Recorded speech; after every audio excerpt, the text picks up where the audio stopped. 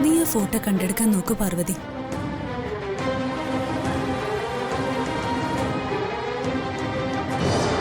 സുശീൽ അവിടെ വന്നു നിന്ന് ചെവി വട്ടം പിടിക്കുന്നുണ്ട്. നമ്മൾ പറയുന്നത് അവള് കേൾക്കും. അതുകൊണ്ട് ഞാനിപ്പോ പോവാ.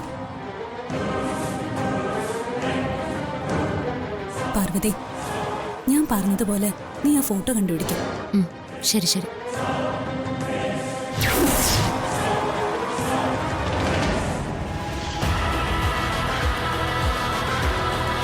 നീ ഇതാരോടാ ഇവിടെ സംസാരിച്ചോണ്ട് നിന്നെ?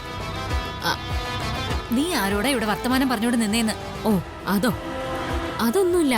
വെറുതെ ഞാൻ എന്റെ ഇപ്പോഴത്തെ അവസ്ഥ ആലോചിച്ച് ഓരോന്നും തന്നെത്താനെ അങ്ങ് പുലമ്പുമായിരുന്നു.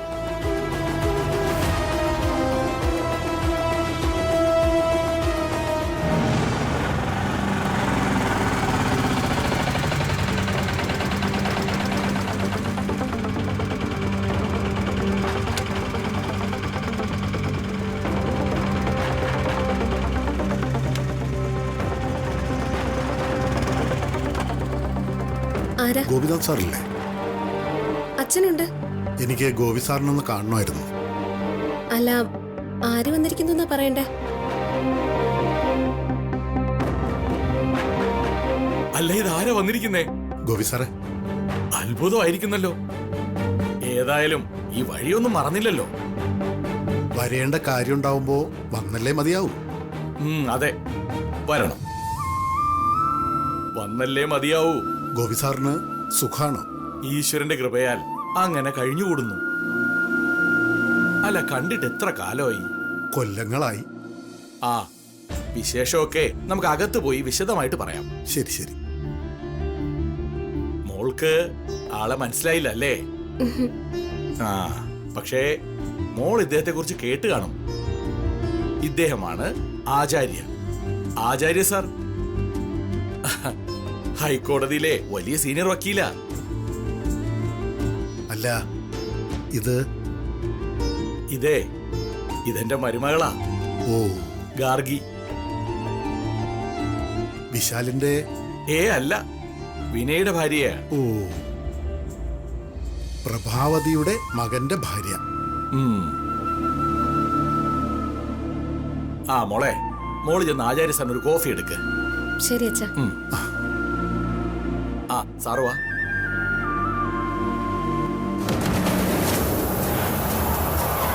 ഹലോ, അറിയാ, പറയൂ. പ്രഭാവതിയും മോനും എവിടേക്കാണ് പോയത്? അവരൊരു ആശ്രമത്തിലേക്കാ പോയത്. അവിടെ അവരൊരു ഗുരുജിയെ കണ്ട് എന്തൊക്കെയോ സംസാരിക്കായിരുന്നു.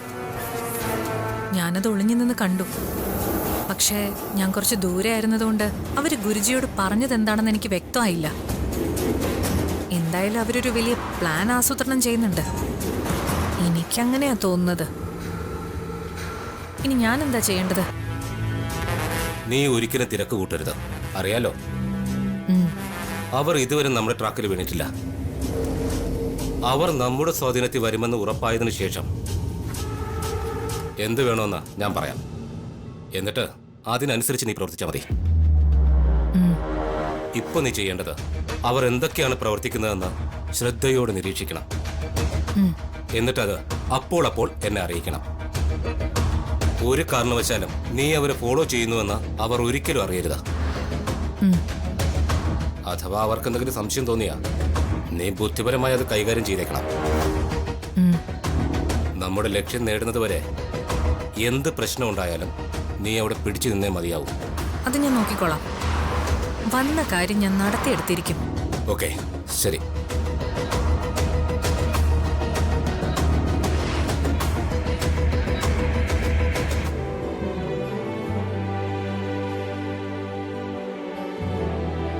ഭാഗ്യത്തിന് ആരോഗ്യ പ്രശ്നങ്ങളൊന്നുമില്ല. കൃത്യസമയത്തിന് ആഹാരം കഴിക്കും. അതും വളരെ കുറച്ചു മാത്രം. പിന്നെ മുടങ്ങാതെയുള്ള യോഗയും നടത്തവും. അതുകൊണ്ടാണ് ഈ പ്രായത്തിലും ഡോക്ടറെ കാണാതെ കഴിഞ്ഞു പോകുന്നത്. ആചാര്യ സാറിനെ സമ്മതിക്കണം. എന്നെ കൊണ്ട് സാധിക്കുന്ന കാര്യങ്ങളല്ല ആഹാര ക്രമീകരണവും എക്സസൈസും ഒക്കെ. അതുകൊണ്ട് ഇടയ്ക്ക് ഒരു സ്ട്രോക്ക് വന്നു. ഞാൻ അറിഞ്ഞു. പക്ഷേ ആ നേരത്ത് ഞാൻ നാട്ടിലില്ലായിരുന്നു. ഉം. അതുകൊണ്ടാ വന്നൊന്ന് അന്വേഷിക്കാൻ പറ്റാതെ പോയത്. അതൊന്നും സാരമില്ല. ഇപ്പോ ഇപ്പോ കുഴപ്പമൊന്നുമില്ല, സുഖമായിട്ടിരിക്കുന്നു. ആചാര്യ സാറ് ഇപ്പൊ പ്രാക്ടീസൊക്കെ ഉണ്ട്. ആരോഗ്യം അനുവദിക്കുന്ന കാലത്തോളം ആചാര്യ കോടതി കയറും. മരണം വരെ പ്രാക്ടീസ് ചെയ്യണമെന്നാ എന്റെ ആഗ്രഹവും പ്രാർത്ഥനയും. ഈശ്വരൻ ആചാര്യ സാറിന്റെ പ്രാർത്ഥന നടത്തി തരട്ടെ. വൈഫല്ലേ ഇപ്പോ ഗായത്രി ഗ്രൂപ്പ്സ് ഓഫ് കമ്പനീസിന്റെ ചെയർപേഴ്സൺ? അതെ. അതേതായാലും നന്നായി, നല്ലൊരു തീരുമാനമാത്.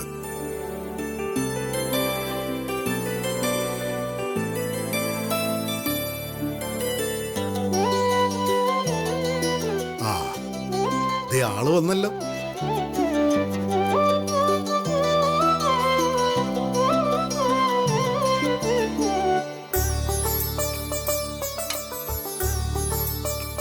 സൂപ്പർ കോഫി കേട്ടോ.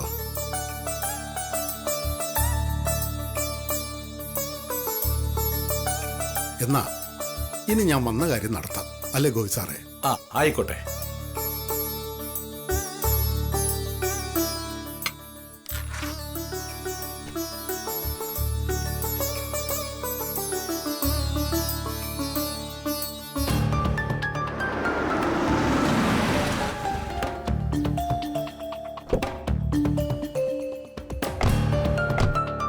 വിശാൽ, ഇത് വാങ്ങിക്കോളൂ.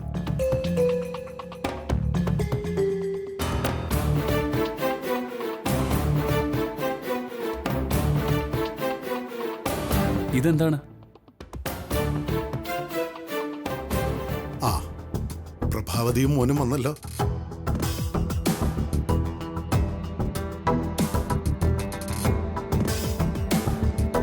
ഇത് ആചാര്യ വക്കീലല്ലേ? ഇയാളെന്തിനാ ഇപ്പൊ ഇവിടെ വന്നത്? പ്രഭാവതി, എന്താ അവിടെ തന്നെ വീഴ്ച നിൽക്കുന്നത്? എന്നെ മനസ്സിലായില്ലേ? ആചാര്യ വക്കീലല്ലേ? പ്രഭാവതിക്ക് ഓർമ്മക്കുറവൊന്നും സംഭവിച്ചിട്ടില്ല. അല്ല, എപ്പോ വന്നു? ദേ ഇപ്പൊ എത്തിയതേ ഉള്ളൂ. അല്ല, മോൻ എന്നെ അറിയോ? അറിയാം. വക്കീലെന്താ വന്നത്? വിശേഷിച്ചെന്തെങ്കിലും? ഞാൻ ആ സഞ്ചി ഇവിടെ തരാൻ വന്നതാ. അല്ല, ഈ മഞ്ഞ സഞ്ചി തരാനാണോ ഹൈക്കോർട്ടിലെ ലീഡിംഗ് വക്കീൽ ഇങ്ങോട്ട് വന്നത്?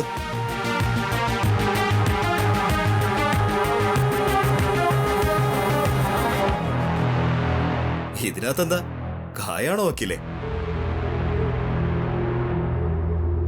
പണ്ടൊക്കെ കായം വിൽക്കാനാ ഇതുപോലുള്ള മഞ്ഞ സഞ്ചികൾ ഉപയോഗിച്ചിരുന്നത്.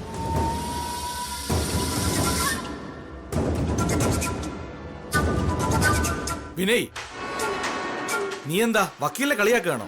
പിന്നെ ഞാൻ ഏയ് ഗോപി സാർ, അച്ഛൻ എന്താ ഇത്?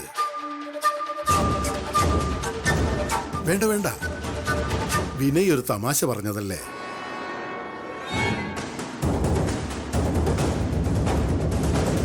ഇതത്ര തമാശയായിട്ട് എനിക്ക് തോന്നുന്നില്ല. ഏയ് വിട്ടുകളെ വിശാൽ.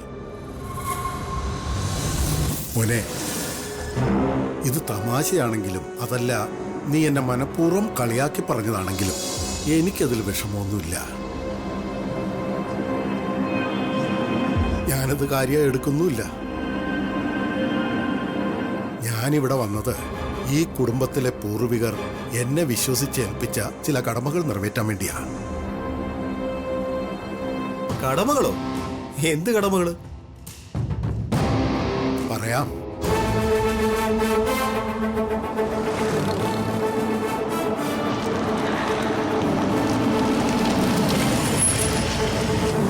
ആ സഞ്ചിക്കുള്ളിൽ എന്താണെന്ന് നീ ചോദിച്ചില്ലേ?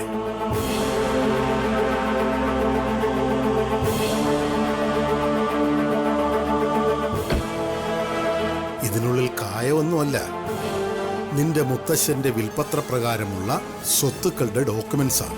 അതിന്റെ മൂലാധാരമാ ഇതിനുള്ളിൽ. അത് ഏൽപ്പിക്കാനാ ഞാൻ വന്നത്. ഏത് മുത്തശ്ശൻ? നിങ്ങൾ ഏത് മുത്തശ്ശനെയാണ് ഉദ്ദേശിച്ചത്? വാരിശ്ശേരിയിലെ വിശ്വനാഥനെയാണോ? വിശ്വനാഥനെ എന്റെ മുത്തശ്ശനൊന്നുമല്ല. ദേ, ഈ മഞ്ഞ സഞ്ചി പിടിച്ചിരിക്കുന്ന ഇദ്ദേഹത്തിന്റെ മുത്തശ്ശനാ.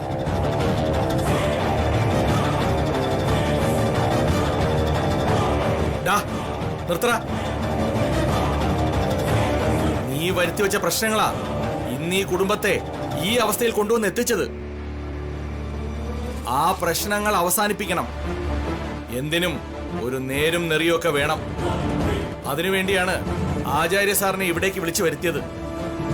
വസ്തുവീതം വയ്ക്കുന്നതിനെ പറ്റിയാണല്ലോ തർക്കം. ആ തർക്കം ഇനി ഇവിടെ വേണ്ട.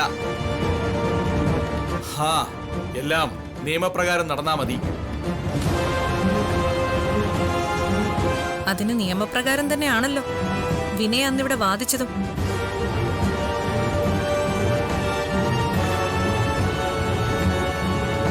വിനയ്ക്ക് ഈ സ്വത്തുക്കളിലൊന്നും അവകാശമില്ലെന്നും വിനയ് സമ്മതിച്ചു.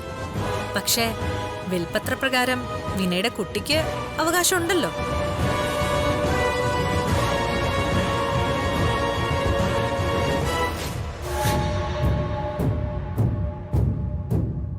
അത് മതി അല്ലേ വിനയ്? അതെ, എന്റെ കുട്ടിയുടെ അവകാശം മതി.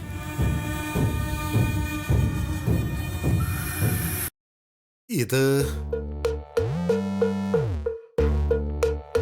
ഇവിടുത്തെ ഒരു ഗസ്റ്റാ. ഗസ്റ്റാണോ? എനിക്ക് ആളെങ്ങും മനസ്സിലായില്ല കേട്ടോ.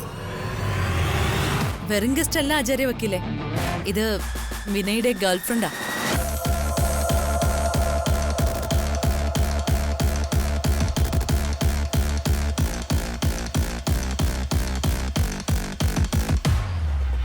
ആരായാലും പറഞ്ഞത് ശരി തന്നെയാണ്. വിനയിനോ പ്രഭാവതിക്കോ ഇവിടുത്തെ സ്വത്തുക്കളിൽ നേരിട്ട് അവകാശമില്ലെങ്കിലും പ്രഭാവതി ഗോപിനാഥ് സാറിന്റെ ഭാര്യ ആയതിനാൽ വിശ്വനാഥൻ സാറിന്റെ വിൽപത്ര പ്രകാരം വിനയുടെയും ഗാർഗിയുടെയും കുട്ടികൾക്കും ഇവിടുത്തെ സ്വത്തുക്കളിൽ വിശാലിന്റെ കുട്ടിക്കെന്നതുപോലെ അവകാശമുണ്ട്. അതുകൊണ്ട് വിനയ് ഒരു തരത്തിലും വിഷമിക്കണ്ട കേട്ടോ. അപ്പോ എന്റെ പേരക്കുട്ടികൾക്ക് ഇവിടുത്തെ സ്വത്ത് അവകാശം ഉണ്ടെന്നുള്ളത് വാസ്തവം തന്നെയാണല്ലേ? അതെ, കുട്ടികൾ ജനിക്കുന്ന മുറയ്ക്ക് സ്വത്തുക്കൾ ഭാഗം വയ്ക്കാം. അതുവരേക്കും ഈ സ്വത്തുക്കളുടെ എല്ലാ വിവരങ്ങളും അടങ്ങിയ ഡോക്യുമെന്റ്സ് അത് മുഴുവനും ഗായത്രി ഗ്രൂപ്പ്സ് ഓഫ് കമ്പനീസിന്റെ ചെയർപേഴ്സൺ പാർവതിയുടെ കൈകളിൽ ഭദ്രമായിരിക്കണം.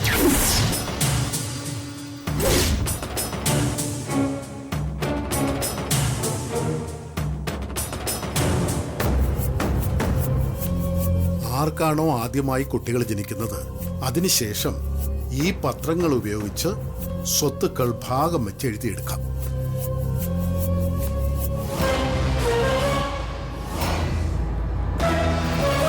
അതിന് ഇതെന്തിനാ പാർവതിയെ ഏൽപ്പിക്കുന്നത്? ഞാനിത് സൂക്ഷിച്ചോളാം.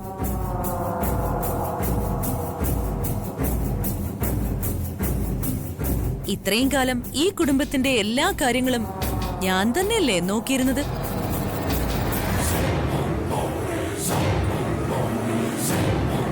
അത് സാധ്യമല്ല പ്രഭാവതി.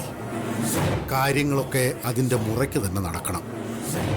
ചെയർപേഴ്സൺ പാർവതിയല്ലേ? അതുകൊണ്ട് ഈ സ്വത്തുക്കൾ കൈകാര്യം ചെയ്യേണ്ട റൈറ്റ്സ് പാർവതിക്ക് മാത്രമേ ഉള്ളൂ.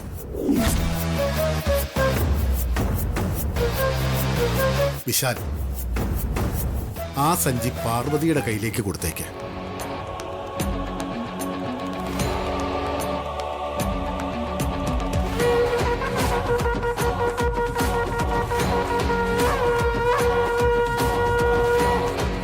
ഇതാ.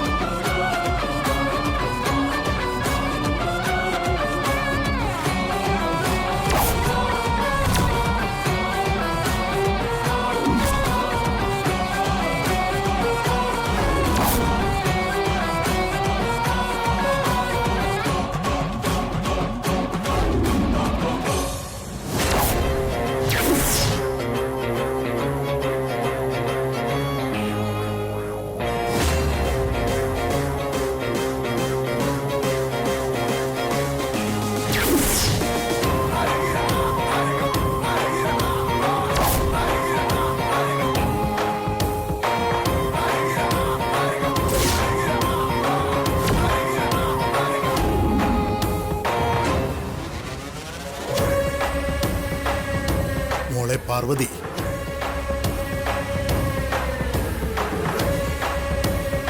മോളുടെ കൈകൾ ഞാൻ ശ്രദ്ധിക്കുകയായിരുന്നു. മഹാലക്ഷ്മിയുടെ അനുഗ്രഹം സിദ്ധിച്ച കരങ്ങളാണെന്ന് തോന്നുന്നു. എവിടെ? ഞാനൊന്ന് നോക്കട്ടെ.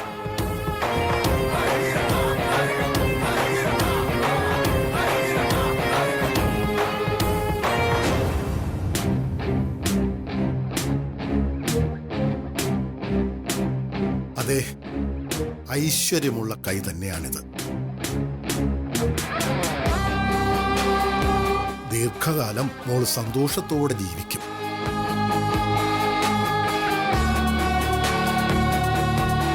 പക്ഷേ വളരെയധികം തടസ്സങ്ങൾ കാണുന്നുണ്ടല്ലോ. മോൾക്ക് ചുറ്റിനും ശത്രുക്കൾ മോളെ തകർക്കാൻ വേണ്ടി തക്കം പാർത്തിരിക്കുകയാണ്.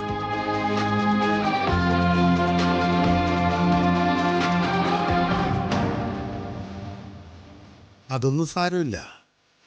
ജാഗ്രത ഉണ്ടായാൽ മതി ശത്രുക്കളെ പരാജയപ്പെടുത്താൻ. ഏതായാലും ഈ ഡോക്യുമെന്റ് മോളുടെ കയ്യിൽ ഭദ്രമായിരിക്കണം. എൻ്റെ കടമ, എന്നെ ഏൽപ്പിച്ച ഈ ഉത്തരവാദിത്വം ഞാൻ കൃത്യമായി നിറവേറ്റിയിരിക്കും.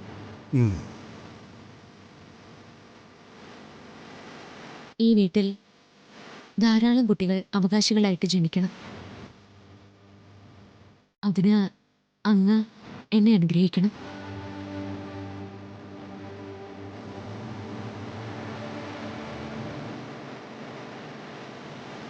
ഭഗവാൻ അനുഗ്രഹിക്കട്ടെ. ധാരാളം കുട്ടികൾ ഈ കുടുംബത്തിന് അനന്തരാവകാശികളായി ജനിക്കട്ടെ.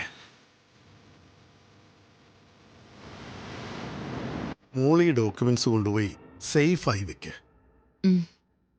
ചെല്ല. ഒന്ന് നിന്നേ.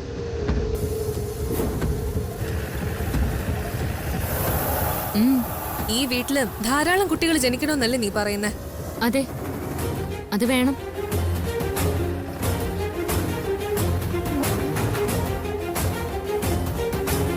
കുട്ടികൾ ജനിക്കുമ്പോ എന്തായാലും സ്വത്തുക്കള് വീതം വെക്കും. എന്റെ അഭിപ്രായത്തില് വീതം വെക്കുന്ന വ്യവസ്ഥ കൃത്യമായ സ്ഥിതിക്ക് ഇനി എന്തിനാ ഭാഗം വെക്കാൻ വേണ്ടി കാത്തിരിക്കുന്ന?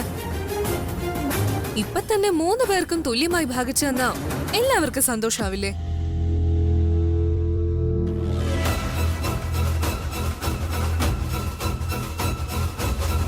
ഏയ്, അത് സാധിക്കില്ല. കുട്ടികൾ ജനിച്ച ശേഷമേ വീതം വെക്കാൻ സാധിക്കൂ. എങ്കിൽ ഈ ഡോക്യുമെന്റ്സ് ഞാൻ ഭദ്രമായി സൂക്ഷിച്ചോളാം. പല്ലവി, എന്തായി കാണിക്കുന്നെങ്കിൽ തരാൻ. പല്ലവി, ഞാൻ സൂക്ഷിച്ചോളാം പറഞ്ഞില്ലേ? പാർവതി എന്തായി കാണിക്കുന്നത്? എന്തായി കാണിക്കുന്നെങ്കിൽ തരാൻ. പല്ലവി, നീ എന്തായി ചെയ്യുന്നേ? ഞാൻ വെച്ചോളാന്ന്. പല്ലവി, വിടാനല്ലേ പറഞ്ഞേ? വിട്. പാർവതി, വിടാൻ. വിട്. പല്ലവി, വിടാൻ. ഇല്ല, ഞാൻ വെച്ചോളാന്ന് പറഞ്ഞില്ലേ? പല്ലവി, പല്ലവി, ഞാൻ വെച്ചോളാന്ന്. പാർവതി, വിട്. പല്ലവി, വിട്. ഇല്ല.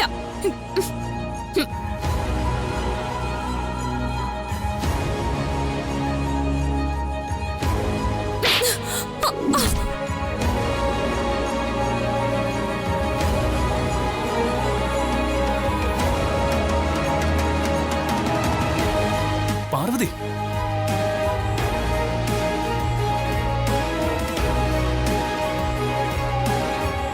പല്ലവി, വാ മോളെ, എണീക്ക്.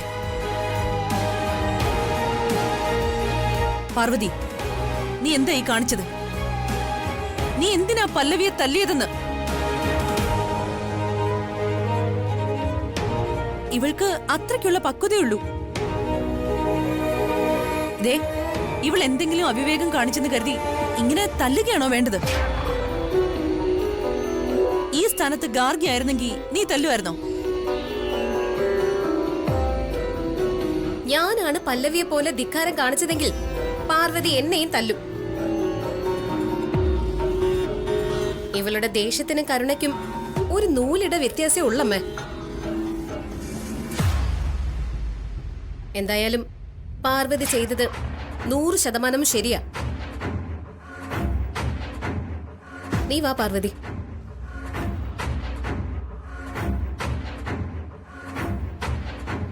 പല്ലവി വാ മോളെ. അറിയാം.